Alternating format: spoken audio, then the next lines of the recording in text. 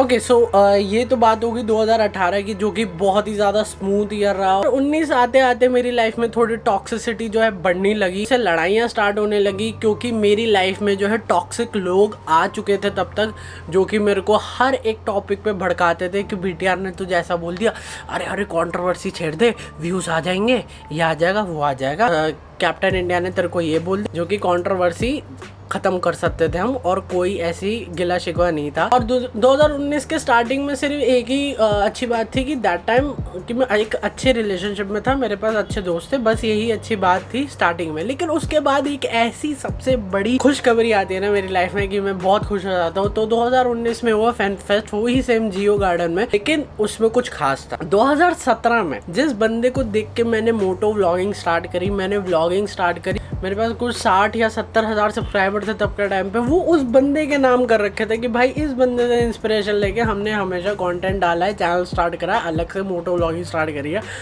उस बंदे से जो है मेरे को मिलने की इतनी बड़ी अपॉर्चुनिटी मिली, और जब वो मेरे को जब वो पास मिला ना मिलने का, मीट एंड ग्रीट पास, उसके साथ एक कंडीशन आई। मेरे को जो है निखिल भाई और वसीम भाई से दोनों से एक जो है मेल आया, राघव अगर हम आपको जो है इनवाइट करते हैं तो आपको जो है आना ही पड़ेगा, नहीं तो हम किसी और को इन्वाइट देते हैं जो कि मुंबई से है, क्योंकि ऑफकोर्स बात है भाई, उनका मीट एंड ग्रीट है, उनको भीड़ दिखानी है, उनको रिस्पॉन्स देना है। अच्छा, अब भाई मेरे ऊपर आ गया एक सरदर्द, क्योंकि मैं इस बार 2 टाइम से मैं फैन फेस्ट जा रहा था, लेकिन इस टाइम मैं नहीं जाने वाला था क्योंकि काफी खर्चा हो जाता है, और मैं तब राइड भी कर रहा था काफी सारी। जैसलमेर राइड में जस्ट करके आया था, उसके बाद मेरे को जो अपॉर्चुनिटी मिली। मैं ऐसा बंदा हूँ ना, अगर कोई मेरा दोस्त पैसों के लिए कभी देखता हूँ कि भाई उसने मेरे से 200-300 रुपए मांगे, मैंने कभी आज तक किसी को मना नहीं करा, जो मेरा दोस्त था। साथ चलने के टाइम पे तब तो ऐसा सीन था, भाई मेरे पास ना टायर का इंतजाम नहीं है, भाई मेरा ना टायर वॉश आउट हो गया है, तो मैंने कहा भाई मेरे घर से ले जा।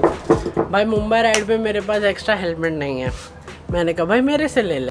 जैसलमेर में ड्यून्स में जब थे हम, तब वहाँ पे बोला कि भाई मेरे ना पैसे खत्म हो रहे हैं, मैंने बोला मेरे से ले ले। मैंने कभी किसी चीज को ना नहीं बोला वहाँ पे, लेकिन जब मैंने वहाँ पे एक बात बोली कि भाई इतना मैं आपको दे चुका हूँ, उसके बदले में एक काम करवा दो, आप जो है ना मेरी फ्लाइट टिकट करवा दो। पहले बंदे ने बोला हाँ ठीक है मैं कुछ करता हूँ। 2-3 दिन बीत गए, जब वो फ्लाइट टिकट का पैसा ऊपर जाने लगा, तब उस बंदे ने बोला अरे अरे भाई तूने मेरे को चीजें बेची थोड़ी ना थी। मैंने कहा भाई मैं सेलर भी थोड़ी ना हूँ, मैं राइडिंग चीजों में टायर से लेके मॉडिफिकेशन, मेरे राइडिंग गियर्स या तो वो कंपनी से आते हैं या फिर मैं जो हूँ उन पे अपना पैसा खर्चता हूँ, जो कि मैंने मेहनत से यूट्यूब से कमाया या स्पॉन्सर से कमाया या मैंने अपना फ्रीलांस करके कमाया। मेरे कोई बाप दादा आके मेरे को जो है पैसा नहीं देते इन चीजों के लिए, मैं खुद अपना जो है खर्च करता हूँ। तो वहाँ पे मैंने सिंपली उस बंदे से वहाँ पे पैसा मांगा, जो कि मुश्किल से 2-3 हजार था, ठीक है। मैंने बोला कि भाई साहब फ्लाइट टिकट करवा दो, 3-4 हजार रुपए की फ्लाइट टिकट हो जाती है। मैंने बोला अच्छा वो मत करवाओ, थोड़ा पैसा तो दे दो हमें, 1500 या 2000 रुपए तो दे दो। अब भाई दोस्त है, हमने इतना इन्वेस्ट कर रखा है, इतनी चीजें तो हम ऐसे ही दे देते हैं। तो वहाँ पे क्या रिप्लाई आता है, नहीं भाई ये थोड़ा गलत लग रहा है, मेरे को गलत टाइप है। अब भाई देखो वहाँ पे इंस्पिरेशन से मिलने की जो है इतनी बड़ी अपॉर्चुनिटी है, घर वालों से मेरे को पैसा मांगना नहीं है, तो मैं कहाँ पे जाऊंगा। एंड दोस्त जिनके ऊपर मैंने ऑलरेडी हमेशा इन्वेस्ट करा है, हमेशा उनको सपोर्ट करा है, हमेशा उनकी वीडियो अपनी इंस्टाग्राम पे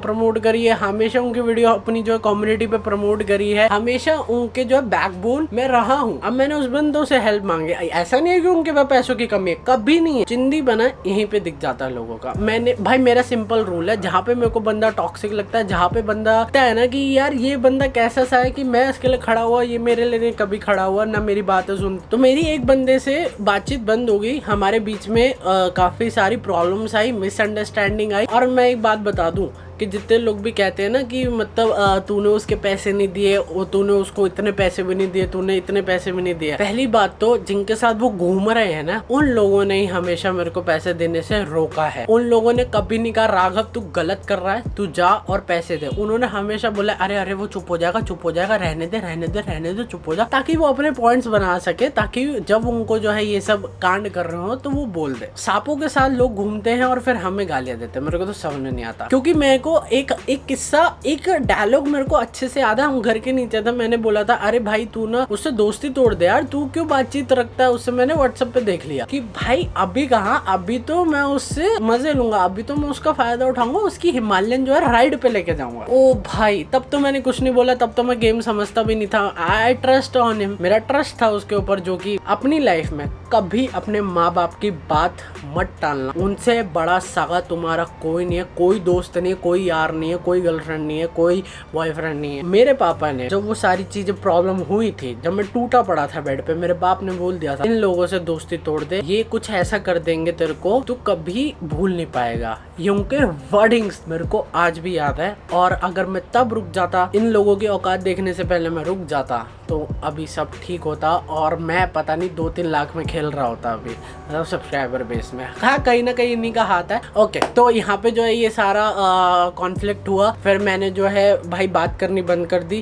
क्योंकि आई डोंट हैव टाइम। जो कि मेरे सगे नहीं है, जो मेरे जब मेरे को ज़रूरत है तब वो स्टैंड नहीं करते। आई नो दोस्ती जो है ये ज़रूरत वगैरह से नहीं चलती, लेकिन एक बंदा जो मेरी इंस्पिरेशन है उसे मिलने की अपॉर्चुनिटी आई, और वो बंदा कह रहा है मेरे पे पैसे नहीं है, और बंदा वो मुंबई पहुंचा हुआ है अमित भड़ाना से मिलना है। मैंने कहा ओ भाई ये है ना कमाल। और मेरे को मेरा फ्लाइट का टिकट का ये सीन इसलिए था, मैं भी ट्रेन से जा सकता था, लेकिन मैं फ्लाइट से इसलिए जाना चाहता था क्योंकि मेरी दीदी और जीजू रहते हैं मुंबई में, आप व्लॉग जाके देख सकते हो वाले। मेरे को जो है उनसे भी मिलना था, और मेरी पुणे के आने की टिकट मेरे पास जितने पैसे बचे थे मैंने करवा दी थी। मैंने बोला था कि तुम मुंबई तक की करवा के दे दे मेरे को। आई नो काफ़ी लोग यहाँ पे बोलेंगे राघव भाई चैटों का कुछ प्रूफ दे, कोई प्रूफ वगैरह दे।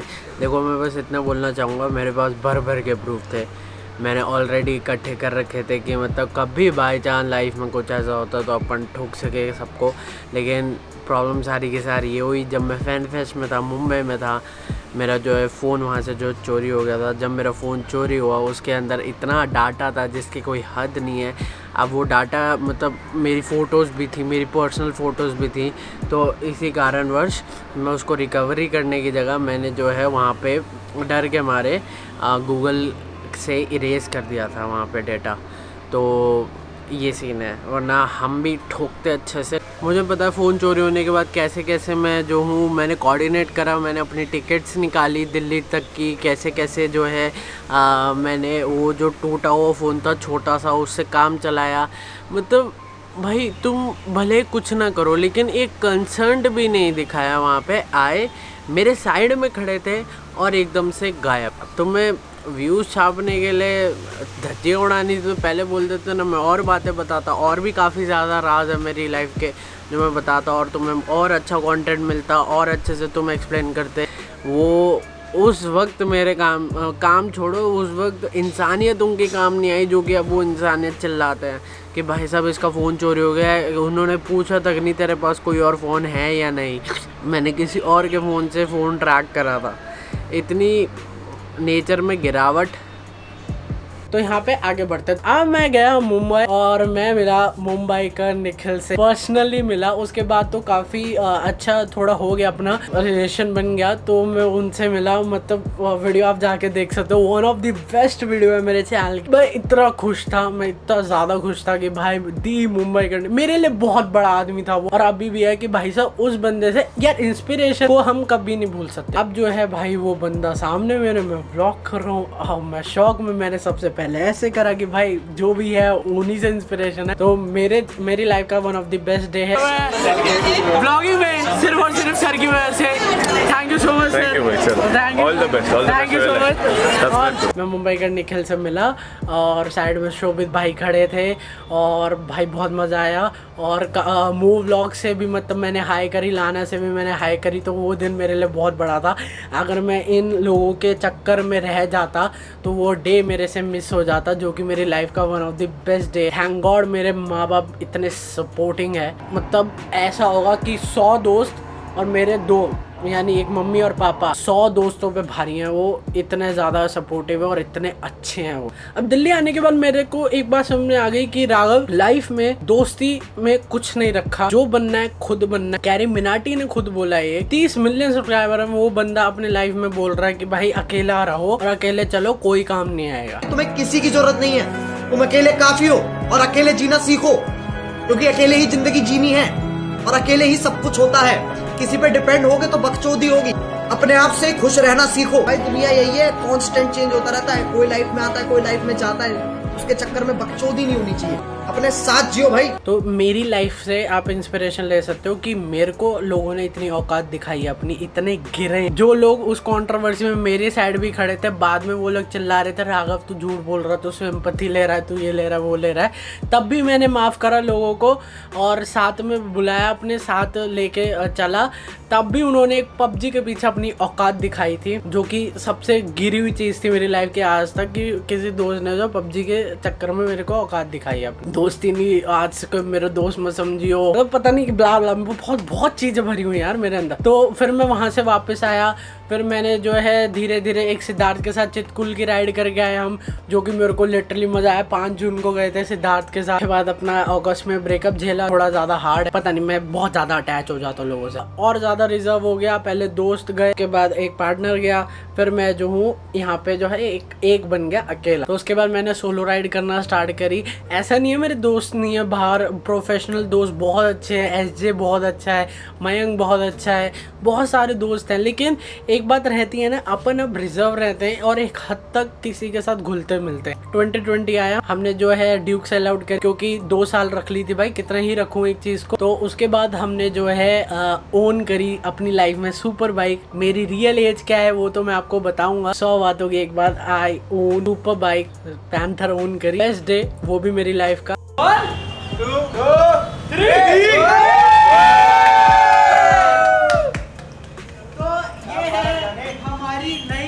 Z900 और वहाँ पे बताया कि भाई मेरी औकात क्या है, मैं कहाँ तक अकेले तक चल सकता हूँ। तब वो लोग थे, लेकिन उन्होंने भी लोगों ने साथ नहीं दिया, एंड तक दिखाया। अब क्या हुआ, लॉकडाउन से पहले जो ग्राफ है इतना ऊपर गया जिसकी कोई हद नहीं है। लॉकडाउन में जिस दिन मैं पेमेंट निकालने गया था, आई डोंट नो आप में से किसी ने व्लॉग देखा होगा या नहीं वो, तो उसमें जो है मेरी जो तब के टाइम पे पेमेंट आई थी वो 43,000 थी, जो कि मैंने यूट्यूब से तब जो है अर्न करा था बाइक लेते ही। क्योंकि हर वीडियो 30,000, 40,000, 50,000, 60,000 ऊपर से स्पॉन्सरशिप, तो अच्छा खासा मैंने जो है यूट्यूब से अर्न करा था। लेकिन उसके बाद इकोनॉमी जहाँ पे क्रैश हुए वहीं पे हम क्रैश हुए। उसके बाद लगा लॉकडाउन। लॉकडाउन खुलते अपने बहुत सारे सपने हो गए कि भाई यहाँ जाना है, वहाँ जाना है, खर्चा ज़्यादा हो गया। हम वहाँ पे रहने लगे, वहाँ पे भी खर्चा काफ़ी ज़्यादा हो गया। तो लॉकडाउन खुलते जो है मैंने अपने लिए पर्सनल घर लिया सबसे पहले, क्योंकि मम्मी की ऑनलाइन क्लासेस चलती थी, बहन का अलग चलता था। 4-5 महीने ओन करा हुआ और मैं तब के टाइम पे भी बहुत ज़्यादा खुश हुआ था भाई। अकेले रहने का अलग ही मज़ा है।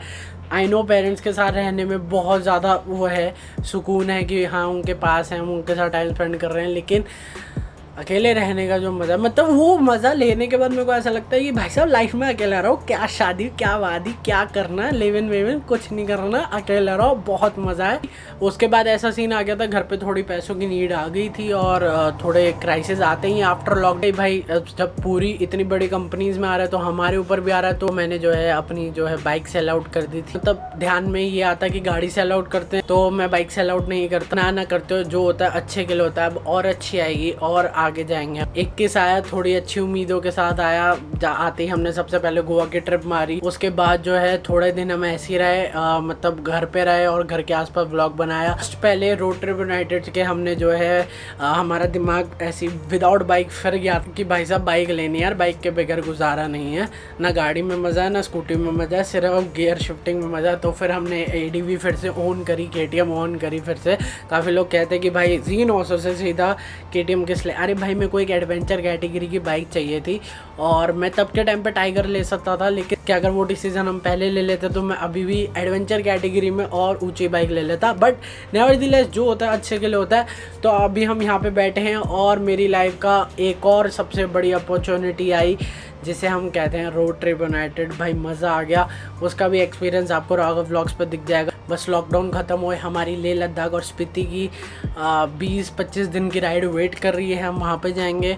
उसके बाद अगर मैंने इस वीडियो में जिसको कुछ बोला, अगर किसी को हर्ट हुआ हो, औकात वर्ड भी हर्ट हो गया, तो मैं कुछ नहीं कर सकता। बाकी I respect you as a person.